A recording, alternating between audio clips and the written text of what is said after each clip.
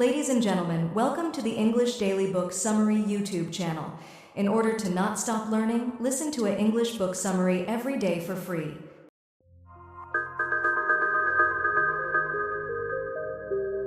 Sharon Horesh Bergquist. The Stress Paradox. Why you need stress to live longer, healthier, and happier. When we usually think about stress, it's the chronic kind that comes to mind. Work deadlines, family pressures, money worries. But the first thing you should know is that there is bad stress and good stress. Think of how exercising stresses your muscles, your lungs, and your heart, but in a way that ends up making everything stronger. What if we were to tell you that this same kind of growth happens on the cellular level when your body is stressed by food, temperatures, and other kinds of healthy stressors? There's a word for this kind of good stress. It's hormesis. And you're going to hear a lot about it in the sections ahead. It's basically our cells' way of cleaning house, repairing damage, boosting defenses, and preparing us to handle bigger challenges ahead. In this blink, we'll see how, through hormesis, we can build both physical and mental resilience, creating a new baseline that makes us calmer, more energized, less vulnerable to harmful chronic stress, and better prepared for life's demands. It's a fresh approach to health and well-being, offering simple, practical steps that stretch you just enough to grow without burning out. Good stress is good medicine. The story of hormesis, or what we might call good stress, actually begins in an unlikely place, a 19th century laboratory in Germany. A young scientist named Hugo Schultz was on a mission to find the perfect disinfectant, something strong enough to kill harmful microbes but still safe for humans. What he discovered was surprising. When he exposed yeast to high doses of disinfectants, they died off, as expected. But at low doses, something odd happened. The yeast didn't just survive, they thrived. It took over a century for the larger implications of Schultz's discovery to be recognized. But eventually, scientists understood that small exposures to certain stressors is what makes human beings stronger as well. Take the immune system, for instance. Early exposure to a variety of microbes is what allows it to learn, adapt, and defend us more effectively. Without these small challenges, our defenses weaken. Today, researchers across the globe are digging into how controlled doses of stress, like exercise and fasting, can spark our body's internal repair systems. It's become clear that hormesis is a fundamental survival mechanism. When we encounter good stress, it's like flipping a switch that tells our cells to clean house, repair damage, and prepare for future challenges. In doing so, our bodies become stronger and more resilient. Simply put, everyday habits can spark your cells' natural repair systems to kick into high gear. This is what hormesis is all about. Small doses of stress that actually toughen up your cells and help you resist damage, repair what's broken, recycle old parts, and recharge your energy. By leaning into good stress, we can activate our body's natural defenses against chronic diseases like diabetes, heart disease, cancer, and dementia. Not only can this help us live longer, but it also makes us feel better, sometimes in just days or weeks. With this in mind, we're going to look at 5 ways in which good stress can revitalize your life. 2 of them have to do with your diet, the 3rd is exercise. The 4th is exposure to hot and cold temperatures, and the last one is challenging your brain to keep it sharp. When you put them all together, it's a 5-stage stress paradox protocol. The catch here is that our modern world has quietly drained many beneficial stresses from our daily lives. Ultra-processed foods, constant convenience, and sedentary routines leave us languishing and diminishing. Our bodies haven't adapted to today's lifestyles. They're built to face real survival challenges that keep our stress responses balanced and our mind and bodies resilient. This isn't to say we should ditch modern life and live like cavemen. Rather, we should reintroduce vital, manageable challenges into our daily routines. Plant defences become human defences. Like a lot of things in the natural world, plants have evolved to produce their own kind of protection. Microorganisms that produce defences known as phytochemicals. Our bodies actually interpret phytochemicals as mild toxins, which sounds bad, but it's not. These tiny doses of stress from plant foods wake up our internal defense systems. They kick off all kinds of protective responses, like boosting antioxidants, improving energy metabolism, and even helping with DNA repair. One of the more commonly known phytochemicals is resveratrol, a powerful compound found in red wine, grapes and berries, dark chocolate, peanuts and pistachios.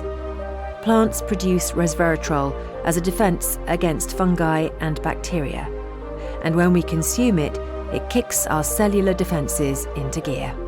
Resveratrol activates proteins called sirtuins that go on to stimulate other protective genes. These genes help counteract oxidative stress, promote autophagy, which is like cellular cleanup, repair DNA, and even build new mitochondria, the tiny power plants inside our cells. But resveratrol is just the beginning. Another defense chemical is sulforaphane, found in cruciferous veggies like broccoli, cabbage, and kale. When we eat these vegetables, sulforaphane acts as a strong trigger for our antioxidant and detoxification pathways. Then there's allicin, found in garlic and onions, which works by allowing calcium to enter our cells and turn on genes that encourage regeneration and repair. There's also quercetin, a toxin present in a wide range of fruits, veggies, and teas that shields our DNA from damage and turns on multiple protective pathways, fights inflammation and oxidative stress, and triggers DNA repair and other growth factors. The list also includes curcumin, the bioactive toxin in turmeric, genistein from soy products, and many, many more. Now, it's worth noting that modern farming tends to prioritize high yields over nutrient density.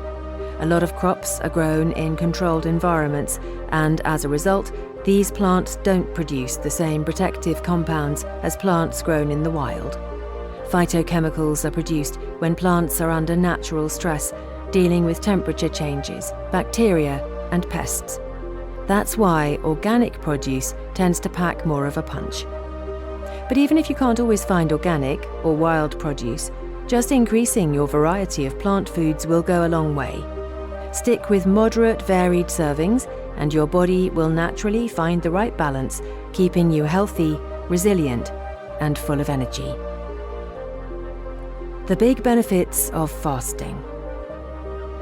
While we're on the subject of food, let's talk about another good food-related stressor: fasting. When we're low on food and energy, our bodies actually kick into a survival mode that's surprisingly good for us. It's not just about making it to the next meal. Our cells actually use this stressful time as a chance to become more efficient, heal, and regenerate. This is why fasting acts as a good stressor when done right. It triggers all kinds of ancient repair systems that keep us healthy right down to the cellular level.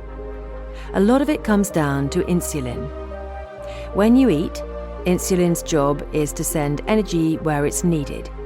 If there's extra and you're not burning it off, insulin stores it, first as quick-access glycogen, then as fat for the long haul. But when you fast, insulin drops and your body flips into fat-burning mode. After about 12 to 24 hours without food, you start tapping into those fat reserves, turning them into ketones for energy. It's a natural balance between building up energy and breaking it down. The problem is, modern life has us eating pretty much all the time, which throws off this balance and leads to things like insulin resistance, a nasty cycle of fat storage and metabolic trouble. There are a lot of different flavors of fasting out there, but time-restricted eating, or TRE, is a simple and powerful tool. By giving our bodies regular breaks from food, we lower insulin levels, improve sensitivity, and help prevent a ton of chronic diseases. The author recommends a 14-10 window, fasting for 14 hours and eating during a 10-hour window that lines up with our circadian rhythm. Basically, eat more earlier in the day, including a good amount of plant-based proteins, and give your body time to wind down at night. Even if you don't do it perfectly every day, you'll still see benefits. Our bodies are built for this rhythm of eating and resting, and when we respect that, we unlock some serious health perks. Exercise for more than just physical strength. Exercise is perhaps the best understood example of hormesis. The idea is simple. When you challenge your body just enough, not to the point of injury, but enough to make your muscles and cells work harder, you trigger a rebuilding process that makes you stronger and more resilient over time. It's like breaking things down a bit so they can rebuild even better. But exercise goes way beyond muscles. This kind of stress sends signals all over your body, right down to your cells, helping them get better at producing energy and slowing down the aging process. Think of it like tuning up the engine in your car so it runs smoother and lasts longer. Your body releases all sorts of helpful chemicals when you exercise, some of which even protect your brain and mental health. One superstar is the growth hormone called brain-derived neurotrophic factor, or BDNF, which helps keep your brain sharp and resilient against things like depression and neurodegenerative diseases. Now, a big part of the magic here comes from something called oxidative and metabolic stress. This is another kind of good stress that flips a switch in your cells and boosts their natural defenses, which is important for your mitochondria, those tiny power plants inside your cells. When your mitochondria are healthy and humming along, they help you burn fat more efficiently, give you more energy, and even sharpen your mind. A lot of modern health issues, from fatigue and brain fog to a build-up of stubborn belly fat, can be boiled down to a mitochondria dysfunction. This is why exercise is hands down one of the best things you can do to keep your body and mind sharp. When it comes to dosing out this exercise, the solution isn't to go to extremes, it's to find that Goldilocks zone. Challenging enough to push your body out of its comfort zone, but not so much that you burn out. This is going to be different for everyone, depending on their fitness level. Generally speaking, a good approach is to mix steady workouts with bursts of high-intensity interval training. This is an especially powerful combo that will build up your mitochondria and overall resilience. And remember, as with all good stress, recuperation is crucial. This is when the actual repair, strengthening, and growing occurs. So always schedule downtime into your routine. Change the temperature and challenge your mind. Believe it or not, sitting day after day in a temperature-controlled environment isn't the best for our bodies. We have built-in processes to regulate our body temperature, and it's good for us to use them. You're probably already aware of some of these benefits. Things like saunas and ice plunges are a big part of Scandinavian cultures, and there's been a good amount of research documenting their positive effects. To put it simply, when done intentionally and in moderation, hot and cold therapy can make us healthier, happier, and more resilient. For example, when your skin senses extreme cold, it sends a sharp signal to your brain, triggering a stress response that spikes noradrenaline levels. That's the stuff that makes you feel super alert and energized. On top of that, dopamine, the feel-good hormone, shoots up by 250%, giving you a natural mood boost and sharpening your focus. Meanwhile, a good sauna session can raise your heart rate to workout levels, improve blood circulation, reduce inflammation, and even boost insulin sensitivity. It's like giving your body a mini boot camp without even moving. Researchers have found a sweet spot for these health benefits, about 11 minutes of cold and 57 minutes of heat exposure per week split over a few days. So a little discomfort, done regularly, can go a long way toward better health. The same can be said for your mind. Turns out there's a sweet spot here as well. A golden mean of mental stress that we actually need in order to stay sharp, motivated, and resilient.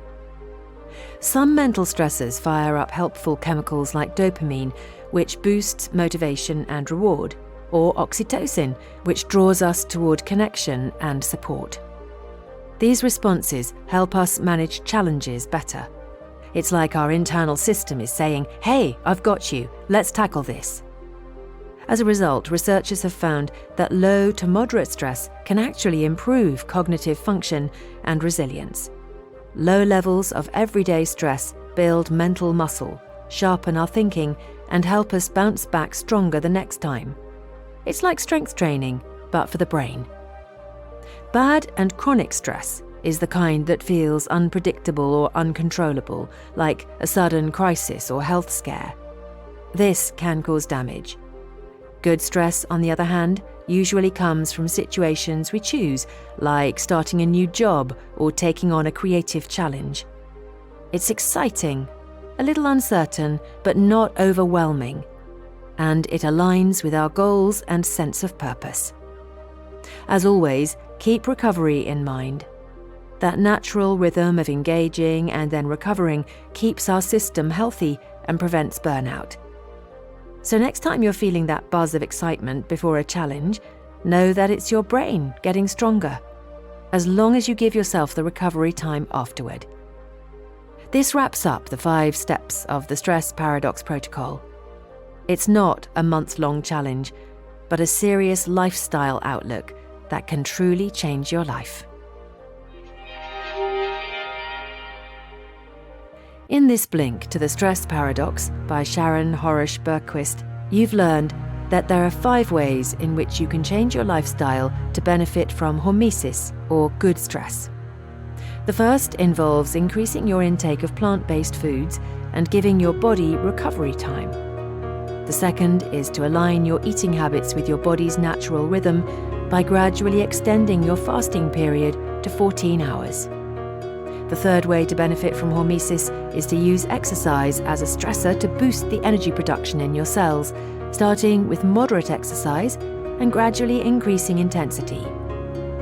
Fourth, cold and heat exposure triggers your body's natural responses and improves resilience.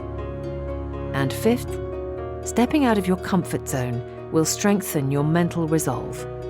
In all of these areas, it's important to incorporate time where you recover from stress.